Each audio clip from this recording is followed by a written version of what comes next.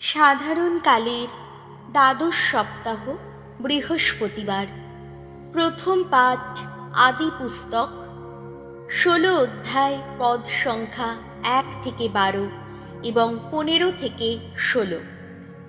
Abraham ও কৃতদাসী আগারের পুত্র ইসমাইল। আব্রামের স্ত্রী সারাই তখনও আব্রামের কোনো সন্তানের জন্ম দেননি। এখন আগার নামে তার একটি মিশরীয় কৃতদাসী ছিল। সারাই আব্রামকে একদিন বললেন, তুমি তো দেখতেই পাচ্ছ ভগবান আমাকে মা হতে দেননি, তাই বলছে কি তুমি বরং আমার ওই দাসীর কাছেই যাও, হয়তো ওর মাধ্যমে আমি একটি পুত্র সন্তান লাভ করব। আব্রাম সারাইয়ের এই অনুরোধ রাখলেন। আর তাই কানান দেশে তার বাস করতে আসার ১০ বছর পরে তার স্ত্রী সারাই নিজের সেই মিশরীয় দাসী আগারকে নিয়ে এসে নিজের স্বামী আব্রামের হাতে উপস্ত্রী রূপে তুলে দিলেন।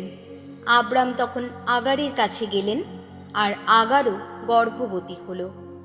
সে যখন বুঝতে পারল তার গর্ভে সন্তান এসেছে, তখন কিন্তু সে তার কর্ত্রীকে অবজ্ঞার চোখেই দেখতে লাগল। তাই সারাই আব্রামকে একদিন বললেন, আমার প্রতি এখন যে অন্যায় করা হচ্ছে তার জন্যে কিন্তু তোমাকেই দায়ী করা হবে। আমি তো আমার ওই দাসীকে তোমার শয্যা সঙ্গিনী করে দিয়েছিলাম, আর সে যখন বুঝল নিজের গর্ভে সন্তান এসেছে, তখন থেকেই আমাকে কিনা অবজ্ঞার চোখে দেখছে। আমারও তোমার মধ্যে দোষটা কার? ভগবান নিজেই তার বিচার করুন। আব্রাম সারাইকে উত্তর দিলেন, বেশ তো, তোমার দাসী তো তোমারই হাতে, তাকে নিয়ে যা করা উচিত বলে মনে করো তাই করো তুমি। তখন সারাই আগারের সঙ্গে কঠোর ব্যবহার করতে লাগলেন। শেষে আগার সারাইয়ের কাছ থেকে পালিয়ে গেল। সরে যাওয়ার পথে মরুভূমিতে যে জলের উৎসটি রয়েছে, ভগবানের দূত আগারকে সেই উৎসের কাছেই দেখতে পেলেন। তিনি জিজ্ঞেস করলেন, সারাইয়ের দাসী আগার, কোত্থেকে আসছো তুমি, আর যাচ্ছই বা কোথায়? সে উত্তর দিল, আমি আমার কর্ত্রী সারাইয়ের কাছ থেকে পালিয়ে যাচ্ছি। ভগবানের দূত তাকে বললেন, না, তুমি বরং তোমার কর্ত্রীর কাছে ফিরেই যাও, আর সমস্ত শাসন মাথা পেতে মেনে নাও। ভগবানের দূত আরও বললেন, তোমার বংশধরদের সংখ্যা আমি এমনই বাড়িয়ে তুলব যে তাদের আর গোনা সম্ভব হবে না, এতই বিপুল হবে তাদের সংখ্যা।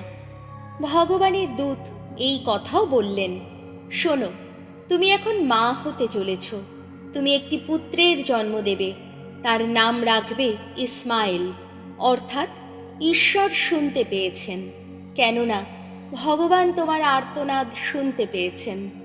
স্বভাবে সে হয়ে উঠবে যেন বুনো গাধারই মতো মানুষ। সে সকলের বিরুদ্ধে যাবে, আর সকলেও তেমনি তার বিরুদ্ধে যাবে। সে সর্বদা জ্ঞাতি ভাইদের সঙ্গে বিরোধিতা করবে।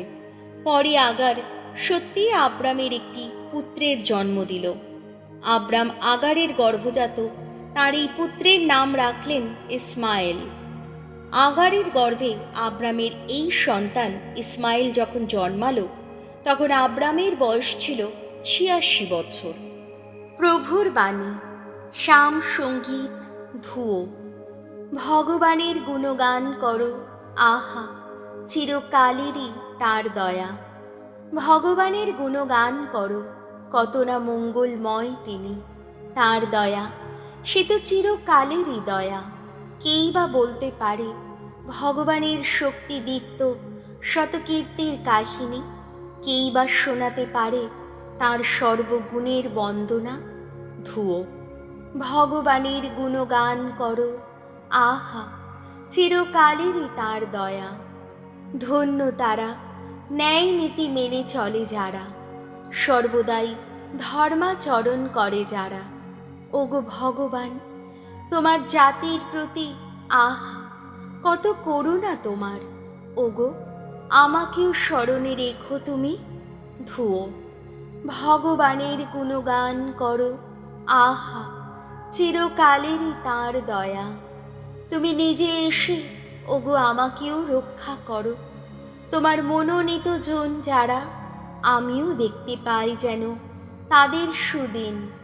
তোমার জাতির লোক যারা, তাদের আনন্দে যেন হই আনন্দিত।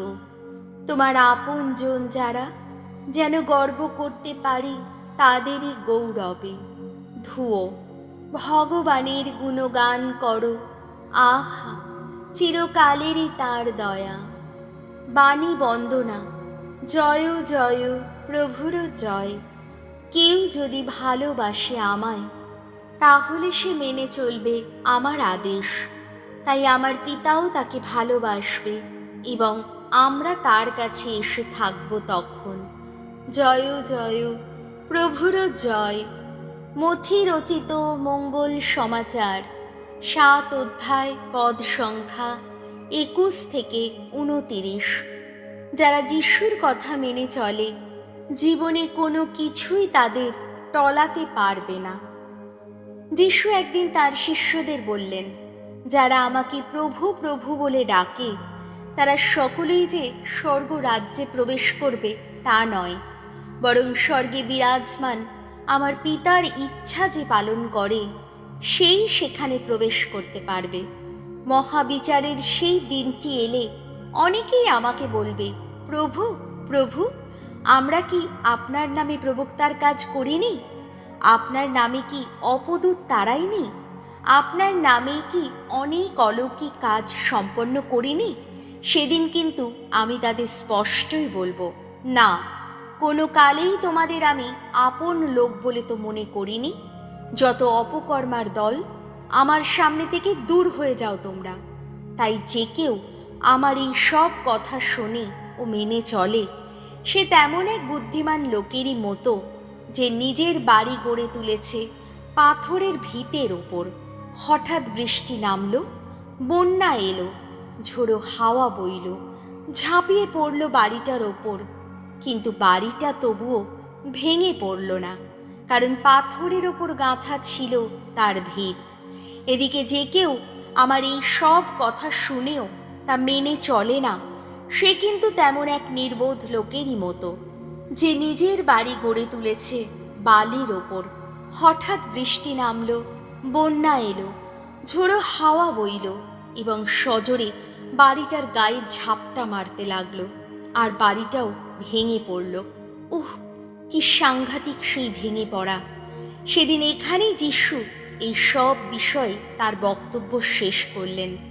সেই জায়গায় ভিড় করা লোকেরা তার এমন ধর্ম শিক্ষায় বিস্মিত মুগ্ধ হয়ে গেল। তিনি তো শাস্ত্রীদের মতো উপদেশ দিতেন না, দিতেন অধিকার প্রাপ্ত মানুষেরই মতো। প্রভু যিশুর মঙ্গল সমাচার।